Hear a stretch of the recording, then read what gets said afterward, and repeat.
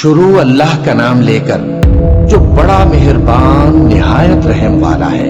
فجر کی قسم اور 10 راتوں کی اور جفت اور طاق کی اور رات کی جب رخصت ہونے لگے، اور بے شک یہ چیزیں عقل مندوں کے نزدیک قسم کھانے کے لائق ہیں، اس بات پر کہ کافروں کو ضرور عذاب ہوگا۔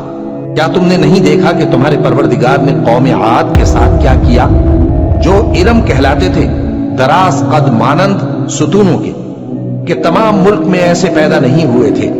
اور سمود کے ساتھ کیا کیا، جو وادی قرا میں چٹانیں تراشتے تھے؟ اور فرعون کے ساتھ کیا کیا، جو خیمے اور میخیں رکھتا تھا؟ یہ لوگ ملکوں میں سرکش ہو رہے تھے، بس ان میں بہت سی خرابیاں کرتے تھے، تو تمہارے پروردگار نے ان پر عذاب کا کوڑا برسا دیا۔ بے شک تمہارا پروردگار طاق میں ہے۔ مگر انسان عجیب مخلوق ہے کہ جب اس کا پروردگار اس کو آزماتا ہے کہ اسے عزت دیتا اور نعمت بخشتا ہے تو کہتا ہے کہ میرے پروردگار نے مجھے عزت بخشی، اور جب دوسری طرح آزماتا ہے کہ اس پر روزی تنگ کر دیتا ہے تو کہتا ہے کہ میرے پروردگار نے مجھے ذلیل کیا۔